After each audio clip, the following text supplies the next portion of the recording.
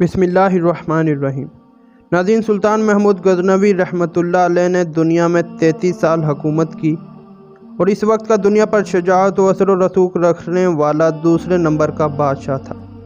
पहले नंबर पर चंगेज़ खान, दूसरे नंबर पर महमूद गज़नवी, तीसरे नंबर पर सिकंदर यूनानी और चौथे नंबर पर तैमूर लंग था।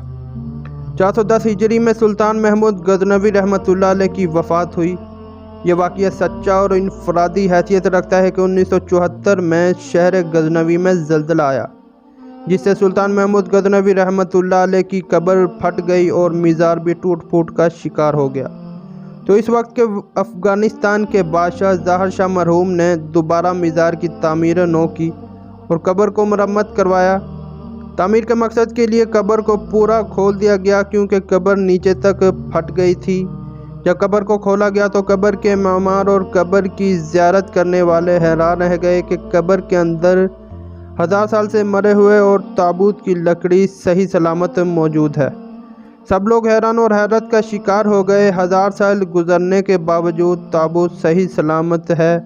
हकाम ने ताबूत को खोलने का हुक्म दिया तो जिस आदमी ने खोला तो पलट कर पीछे गिरा और बेहोश हो गया।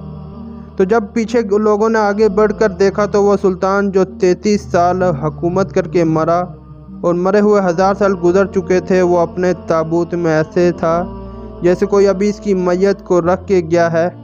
और इसका सीधा हाथ सीने पर था, उल्टा हाथ और बाजू जिस्म के मतवाजी थे और हाथ ऐसे नरम थे जैसे ज़िंदा इंसान के होते हैं और 1000 साल मरे हुए बीत चुके थे। ये खुदा ताला ने एक झलक दिखाई है कि जो मेरे महबूब की ग़ुलामी इख्तियार करते हैं वो बादशाह भी हो गए तो वो खुदा के महबूब बन के, इसके प्यारे बन के और इसके दरबार में कामयाब होकर पेश होंगे।